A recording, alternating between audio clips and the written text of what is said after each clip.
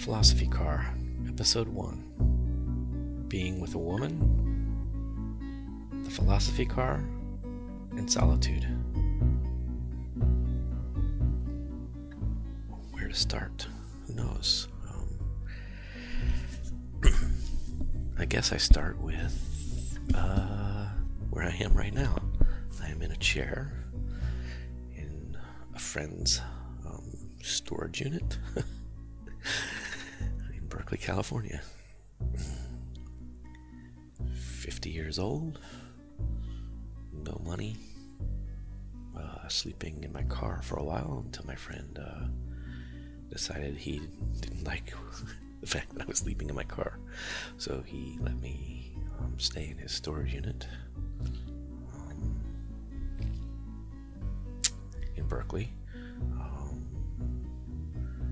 And there's music gear and video gear and all kinds of production gear, and I sleep on a big giant foam mattress in the middle of the warehouse, concrete floor.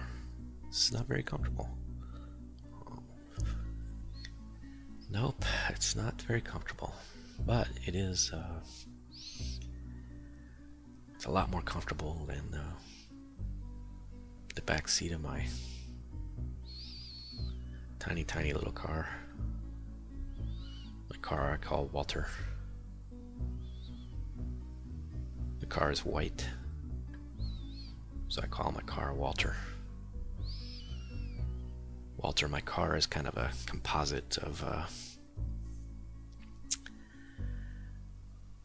several characters. Walter White, Walter Sobchak, and Walter Radar O'Reilly. My car is sort of an interesting little man, to say the least.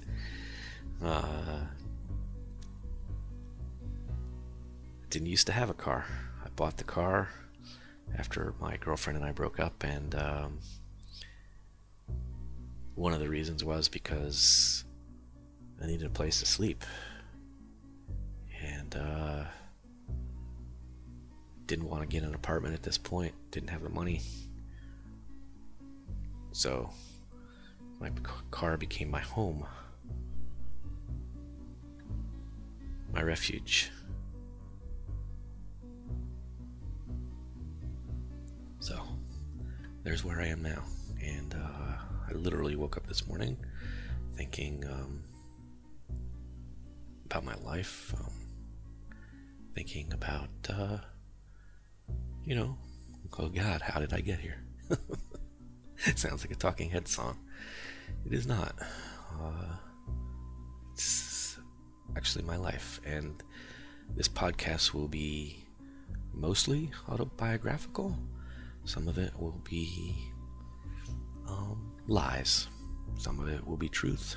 Some of it will be exaggerations. Some of it will be stretching the truth. Some of it will be funny. Some of it will be dark. Hopefully it will be enjoyable. The idea is to talk to people who are in the same boat as me. Kind of just starting fresh, starting over. Maybe you're the same age as me, 50 years old, and you're wondering what the hell happened. How did I get here? How am I 50 years old? Or maybe you're 18 and you're just leaving the house for the first time. Maybe this podcast will be interesting to you because you're just starting out. Maybe there will be some things you can learn from my experiences, my life. Or maybe you're an 8-year-old kid. Don't recommend having your 8-year-old kid listen to this particular podcast, but if you're one of those super cool, super progressive Berkeley moms who lets their son curse like a sailor saying fuck this and fuck that in front of his friends and his friends' parents, then, what the hell? Let him listen to this, or her. Listen to this podcast.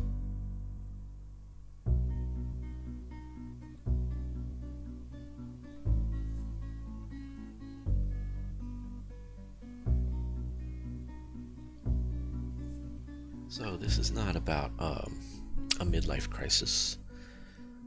This is more about starting fresh, starting over,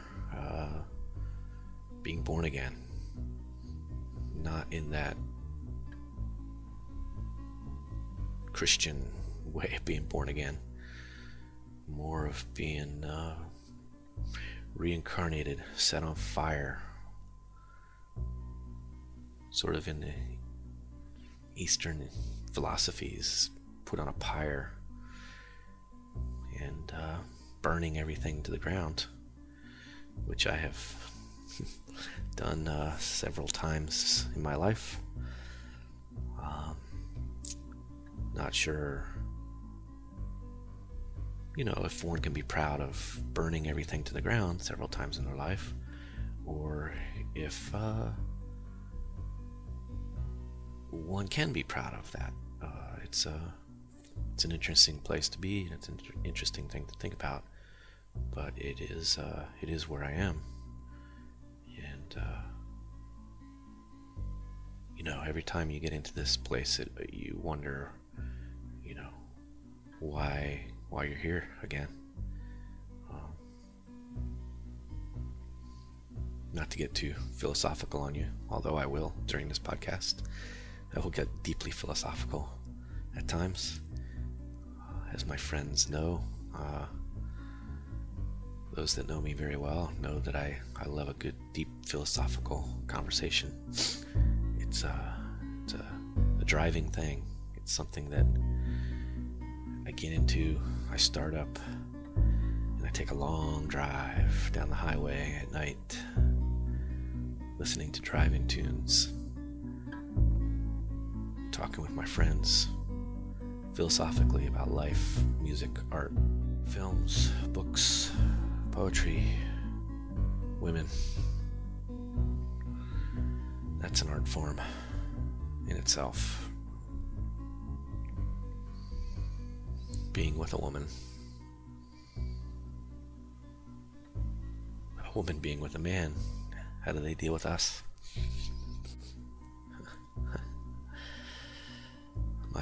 My last relationship was one of the best I've ever had, and now it's gone. And of course, there's two people involved, and it's hard sometimes, and sometimes it's really easy. And with us, it was really easy 95% of the time, and somehow that 5% of the time became hard enough for us to separate. And I'll go back to this relationship and talk about it in the future podcasts as we go along, as I will with many of my other girlfriends. She had a son and an ex, and I moved from Austin, Texas to Berkeley, California to be with her.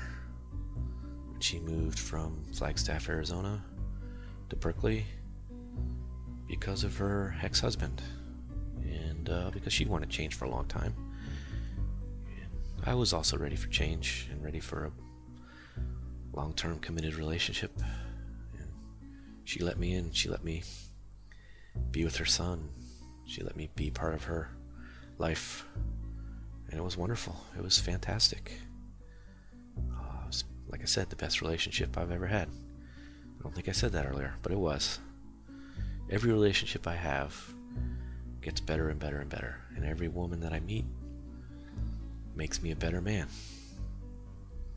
And maybe that's why they don't last too long, because they make me a better man, and then I'm ready to move on and become better again, and I can't be better with the person I'm with somehow. I don't know if that's true or not. It's an interesting thing to think about.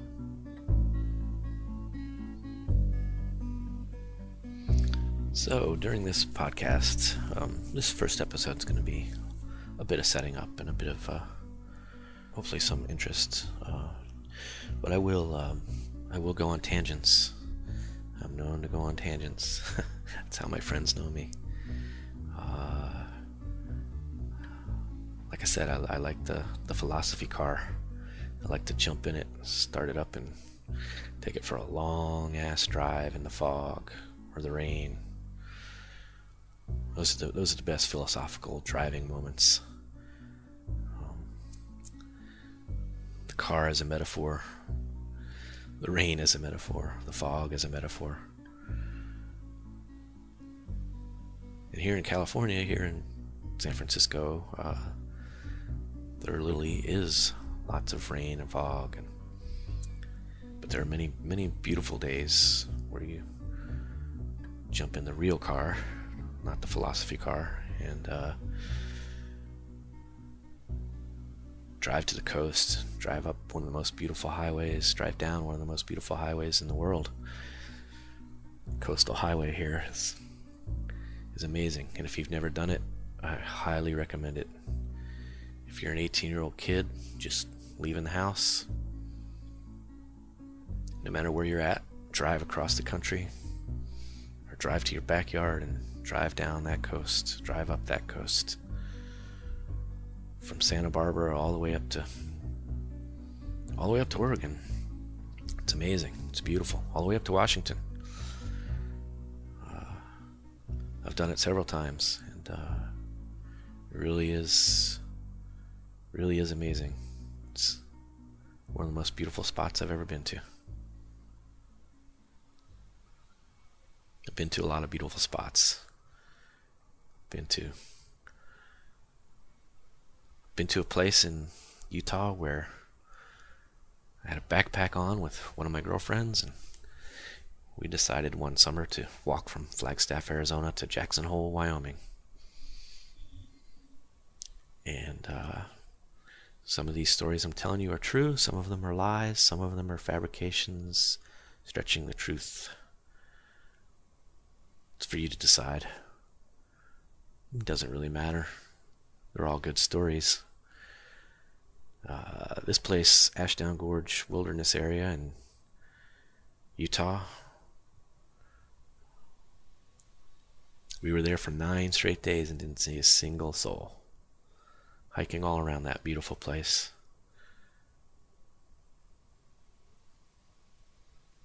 We had 100-pound backpacks on. I think I weighed about 120 at the time. She probably weighed 90. Her pack probably wasn't 100. It was probably 75, 80 pounds, but ridiculous. We were young, stupid kids just doing something, just doing it. And we learned as we went along. That's I guess that's how life is. You learn as you go along, and that's exactly what we did. We just set out on foot, walked out of our friend's house, headed north. Ended up in Ashdown Gorge and didn't see a single soul for 9 days.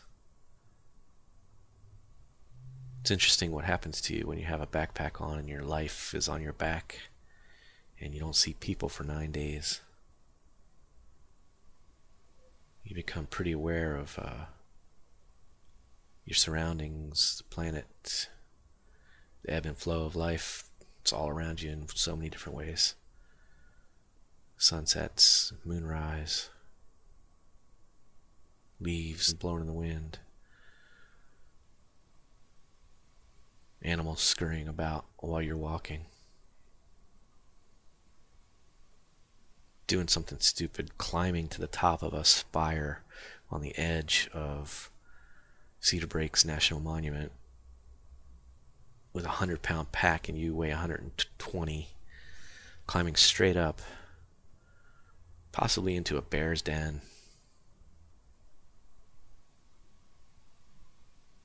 or a mountain lion's den, not thinking about it, just going straight up, 1,000 feet in the air, free climbing a spire, at an 80-degree angle, just 85 degrees, straight up, straight up, straight up. And the girl you're with is the logical one this time. And she says, "Are we sure we should be doing this? Are you sure we should be doing this? I'm not sure we should be doing this." And of course, me being the young, brash, arrogant male who has his doubts too, as he's climbing, wondering whether there's a bear or a mountain lion somewhere in one of these crags. Little stubs of bushes and little tiny trees sticking out that you grab onto and you hope it doesn't pull out of the rock while you're climbing, wondering whether there's something ahead that could kill you. Wondering what's at the top, not knowing. What is up there? We don't know. We have no idea. We're bushwhacking. We're free climbing.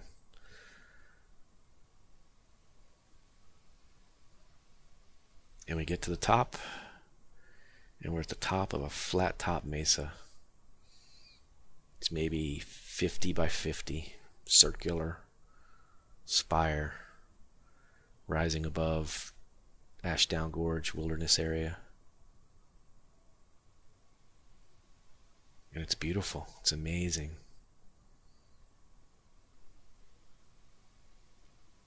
And when we get to the top, the questions: is there something up ahead? Is there a mountain lion? Is there a bear? Should we be doing this? Those questions, they all disappear.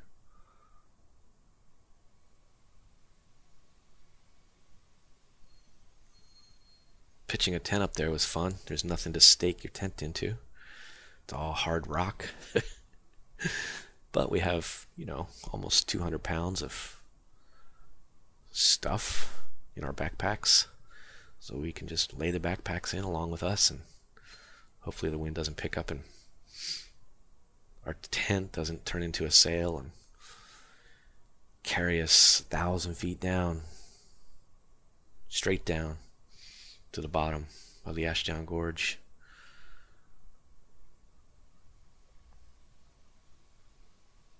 Sometimes I'm scared of heights. It's strange. At this moment I was not. And then after we pitched the tent and we walked towards the edge, my knees started shaking and quivering, and I became scared of heights again. And then I crawled to the edge and looked out straight down.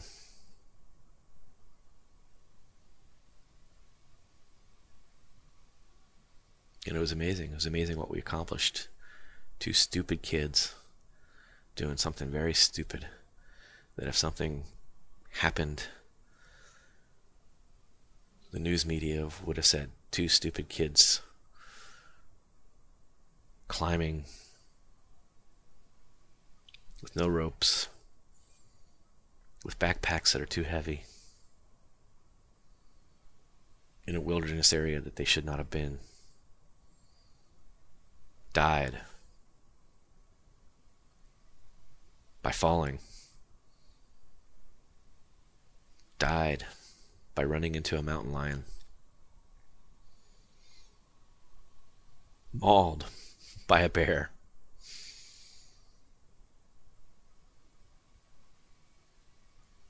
But that's not what happened. Luckily, I'm not recommending that you do this. I'm not recommending that anybody go to that beautiful place, because probably shouldn't even mention the name of it. It's so quiet, so much solitude.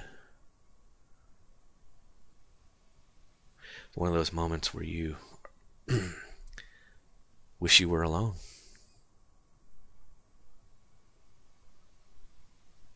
Being with a woman wishing you were alone. It happens. You have to accept that. They have to accept that. It can be a beautiful place if you both accept that you like to be alone. That you don't want to talk. That you enjoy the silence. That you enjoy the moment. And it can be a beautiful thing to enjoy the silence together. As long as both parties are on that same page.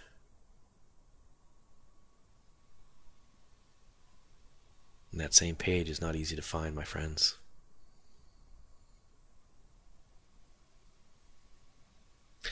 For me, at least, not for a lasting time. For me, it lasts, and it lasts, and it lasts, until it ends.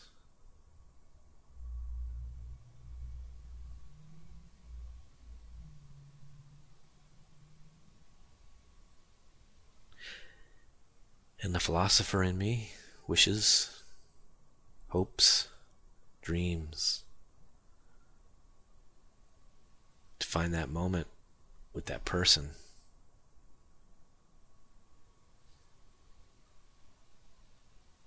where it doesn't end, where it has an ebb and flow, where the silence can be enjoyed,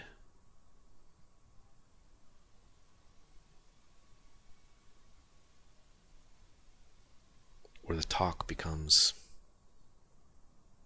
part of the silence, where the conversation is not conversing just to talk, where the conversation is to listen and be heard and to speak freely. Free enough that your words aren't choked by the realization that you may be scaring this person by what you're saying, that you may be scaring yourself by opening up.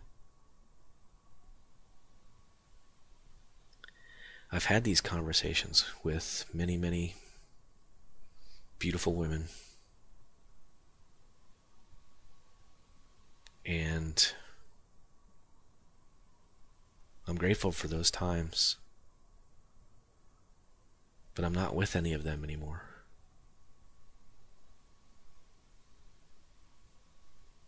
And there are moments where I wish I was with one of them. Not anyone in particular, but one of them that would have been able to accept those moments of silence.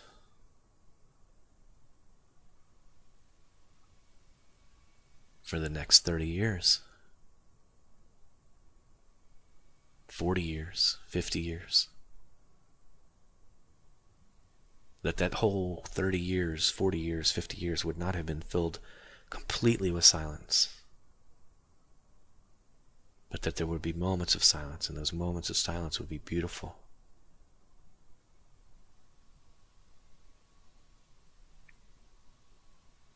And that moment would start a conversation that would last the rest of our lives.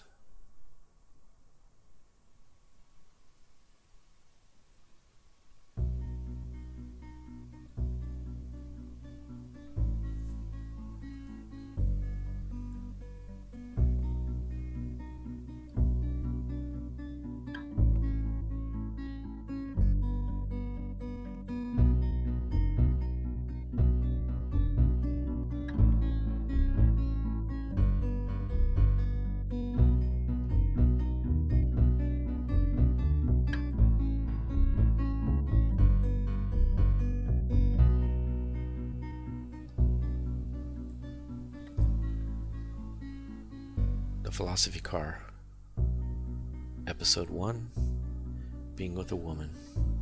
The Philosophy Car, and Solitude. This episode was written and narrated by Jody Constantine. The theme song, Our Quiet Fighter, by Grackle, was inspired by Draker's Sweet Pea and Dr. Martin Luther King. 3 black cats that fought, scratched, and clawed to live, love, and dream forever. The Philosophy Car is produced in Berkeley, California by Regent Hill Media.